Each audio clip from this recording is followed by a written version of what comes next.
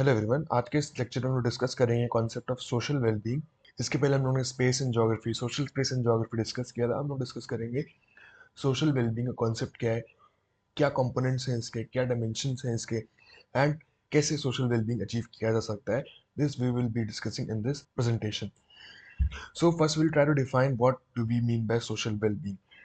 Firstly, जो wellbeing है, wellbeing क्या होता है? वेलबींग मतलब स्वस्थ रहना, सही रहना।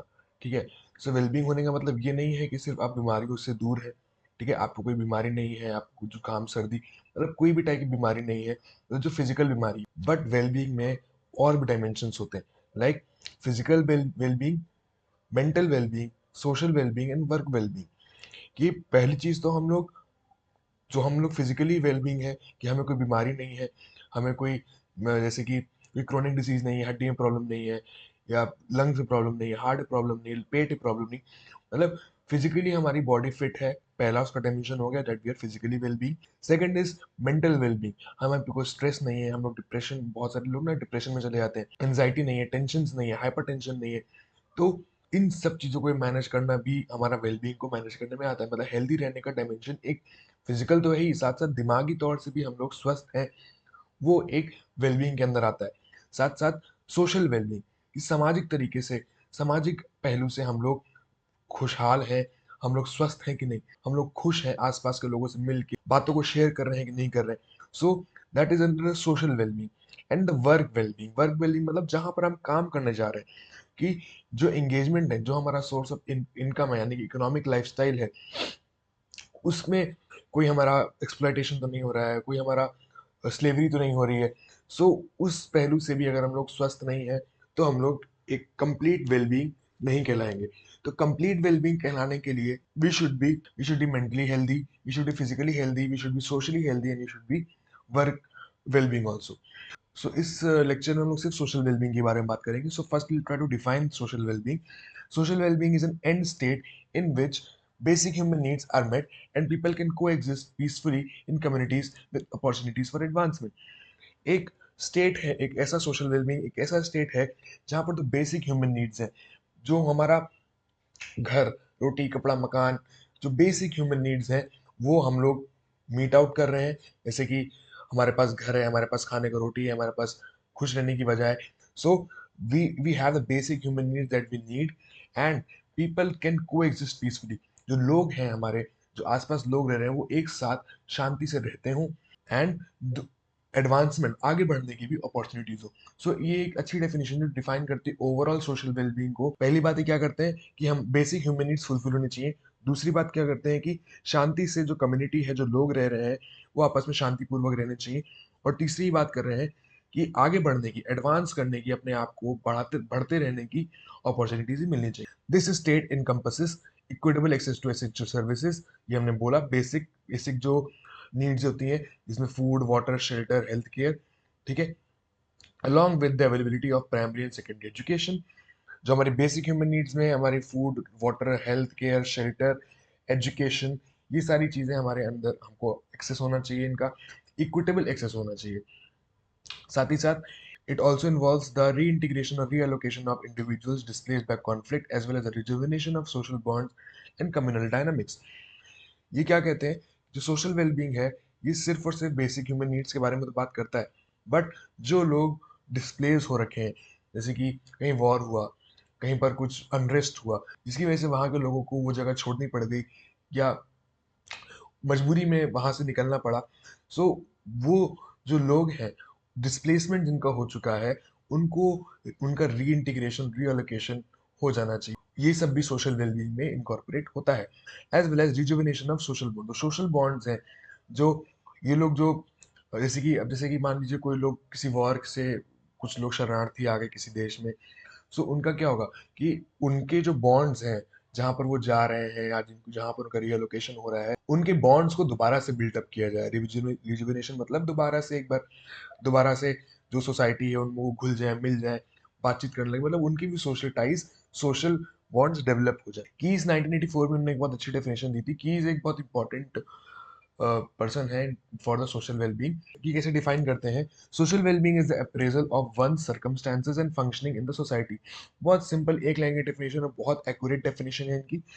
ही सेज दैट अप्रेजल यानी कि जजमेंट, ठीक है, हम लोग जब टेस्ट करते हैं कि एक पर्टिकुलर पर्सन का, एक पर्टिकुलर इंसान का, उसकी परिस्थितियां यानी कि सर्कमस्टेंसेस, और वो एक सोसाइटी में, वो एक समाज में कैसे रह रहा है, कैसे काम कर रहा है, कैसे इंटरेक्ट कर रहा है, कैसे सोशल बॉन्ड्स बना रहा है, उसकी क्या सोशल डायनेमिक्स है, इन सब का जजमेंट, इन सब का अप्रेजल, ठीक है, यही हमारा क्या है? Social wellbeing. सो ये डेफिनेशन थी सोशल वेलबींग की। अब characteristics of social wellbeing. Characteristics of social wellbeing में पहला है development of assertiveness skills, not passive और एग्रेसिवनेस। असर्ट मतलब लोग शांत स्वभाव के होने चाहिए, ना कि एग्रेसिव और पैसिव। बहुत गुस्सा नहीं करना चाहिए और बहुत पैसिव नहीं होने चाहिए। Second is balancing social and personal time. जो हमारा पर्सनल टाइम है, जो हम लोग खुद को दे रहे हैं, और साथ ही साथ जो सोसाइटी को टाइम देना है, उसको बैलेंस करके रखना चाहिए। हमें इक्विटेबल टाइम दोनों को अलॉट करना चाहिए। And private life and public life, the ability to be who you are in all situations. वो क्षमता हमारे अंदर होनी चाहिए कि कोई भी सिचुएशन हो, चाहे वो अच्छी हो चाहे वो बुरी हो, जो हमारी सोशल आइडेंटिटी है वो डिस्ट्रॉय नहीं हो या वो ऑल्टर ना हो। जो हम हैं हम वैसे ही रहें, चाहे वो एडवर्स सिचुएशन हो, चाहे वो हमारे लिए कंडीसिव सिचुएशन हो, any situation, but we should remain what we actually are. Becoming engaged with other people in community. हमारी कम्युनिटी में जो भी लोग रहने हैं उनके साथ एंगेज होना है, उनके साथ मिलजुल के रहना है। Valuing diversity and treating others with respect. जो भी कल्चरल डाइवर्सिटी है, जो भी सोशल डाइवर्सिटी है, बिकॉज सोशल जोग्राफी में ही पढ़ते हैं ना कि अलग अलग सोशल ग्रुप्स कैसे बटे हुए हैं। साथ साथ जो अलग अलग स्पेसेस हैं, वहाँ पर सोशल डाइवर्सिटी क्या है, वो जो डाइवर्सिटी है, वो जो अलग अलग सोशल और कल्चरल वैल्यूज हैं, उन सब की वैल्यू हमें रखनी है। किसी का मजाक नहीं उड़ाना है, किसी को डिसरिस्पेक्ट नहीं करनी है, ठीक है। Continuously being able to maintain and develop friendships and social networks. हम लोगों के अंदर ये काबिलियत होनी चाहिए। हम लोग भी शुड बी मच एबल कि जैसे हम लोग कहीं पर जा रहे हैं, जैसे हमें हमें अपना शहर छोड़ना पड़ गया, फॉर अगर वी आर स्टूडेंट्स, अगर हम एज अ स्टूडेंट किसी और शहर में गए, किसी और कैंपस में गए, तो वहां पर हमारे अंदर एबिलिटी होनी चाहिए कि फ्रेंडशिप्स और सोशल नेटवर्क अपना डेवलप कर सके, तभी हम लोग सोशली वेलबिंग रहेंगे। अगर हमारा सोशल नेटवर्क नहीं है, then we won't be able to be a socially well-being. The ability to create boundaries within relationship boundaries that encourage communication, trust and conflict management। ये बहुत इंपॉर्टेंट पॉइंट है कि आप, ये हर एक रिलेशनशिप की एक बाउंड्री होती है, और उस रिलेशनशिप की अगर बाउंड्री हमको पता है और हम उस बाउंड्री को अपने दिमाग में रख करके अपने रिलेशनशिप को डेवलप कर रहे हैं, तो वो हमारे लिए अच्छा रहेगा। वो हमारे रिलेशनशिप के लिए, कोई भी रिलेशनशिप हो सकता है, उसकी जो भी बाउंड्रीज है उसकी हमें रिस्पेक्ट करनी चाहिए, और उसकी वजह से अच्छा कम्युनिकेशन होगा, ट्रस्ट बढ़ेगा, और कोई भी कॉन्फ्लिक्ट जैसा चीजें नहीं होगी। Remembering to have fun. Socially wellbeing में मस्ती करना, मजाक करना, दोस्तों के साथ, फैमिली के साथ, कजिन्स के साथ, तो खुश रहना, मस्ती करना, ये हमें नहीं भूलना चाहिए। You should remember to have fun. Have supportive network of family and friends. So जो हमारी फैमिली है, जो फ्रेंड्स है, वो they should be supportive in nature. जैसे हम लोग फेलियर अचीव कर लेते हैं या वी सी सम बैकलैश, तो ऐसी सिचुएशन में when we are mentally depressed, जब हमारा बैड फेज आ रहा है, उस फेज में जो हमारे फ्रेंड्स और फैमिलीज हैं, they should be able to support us, they should help us to boost our confidence. So these are all the characteristics of social well-being. अब ये भी एक डायग्राम है, बहुत अच्छा डायग्राम है। इसमें big five and social wellbeing, पांच मेन कैरेक्टरिस्टिक सोशल वेलबींग की इन्होंने बताई हैं। पहला है ओपननेस। ओपननेस का मतलब क्रिएटिव। हमारा जो कैरेक्टरिस्टिक होना चाहिए वो ओपन होना चाहिए। It should be creative, imaginative, intelligent, curious and adventurous. हमारे अंदर जानने की इच्छा होनी चाहिए, हम लोगों ने एडवेंचर करने की इच्छा होनी चाहिए। एडवेंचर मतलब पहाड़ों पे जाने नहीं, मतलब नई नई चीजें ट्राई करने की इच्छा होनी चाहिए। साथ साथ वी शुड बी इंटेलिजेंट। यहाँ पर ये स्केल दिखा रही है कौन सी चीज ज्यादा होनी चाहिए, कौन सी चीज कम होनी चाहिए। So openness should be very much, हमारे अंदर ओपननेस बहुत होनी चाहिए। Second is एक्सट्रोवर्टिज्म। एक्सट्रोवर्टिज्म मतलब दो टाइप के लोग होते हैं ना, एक्सट्रोवर्ट और एक इंट्रोवर्ट, जो ब्रॉड कैटेगरी होती है, और फिर और भी बहुत सारे होते हैं, but extrovert and introvert are the main two categories. Extrovert मतलब जो समाज में घुल मिल जाते हैं, लोगों से बातचीत कर सकते हैं, अपना सोशल नेटवर्क बना सकते हैं। बट इंट्रोवर्ट्स वो होते हैं जो अपने में, मतलब who can not express themself, उनके सोशल टाइज बहुत अच्छे नहीं होते, उनका सोशल बॉन्ड बहुत अच्छा नहीं बन पाता। सो एक्सट्रोवर्टिज्म में हमें आउटगोइंग होना चाहिए, फ्रेंडली होना चाहिए, लिवली, एक्टिव एंड टॉकेटिव। अगर हम टॉकेटिव नहीं है, बातें ही नहीं कर रहे हैं, हम लोग कुछ बोल ही नहीं रहे, तब हमारे सोशल बॉन्ड्स कैसे बनेंगे? सो बीइंग एन एक्सट्रोवर्ट जो कैरेक्टरिस्टिक होनी चाहिए वो भी ज्यादा होनी चाहिए। So next characteristic is conscientiousness. ठीक है। कंसेंशियसनेस का मतलब क्या होता है? केयरफुल होना। What we are doing we should be careful, we should be organise. जो भी हम काम कर रहे हैं, जो भी हमारा सोशल लाइफ है, इट शुड बी ऑर्गेनाइज। हैफेजार नहीं होनी चाहिए, कभी भी कुछ भी नहीं होना चाहिए। रिस्पॉन्सिबल होने चाहिए, we should be very much careful what we are doing, what we are decision making, कुछ भी काम कर रहे हैं, एंड हार्ड वर्किंग। सो ये सब चीजें हमारी भी ज्यादा होनी चाहिए। सो इस स्केल में भी ये हाई है। Next is एग्रीबलनेस। एग्रीबलनेस मतलब हम लोग लोगों से एग्री करने चाहिए।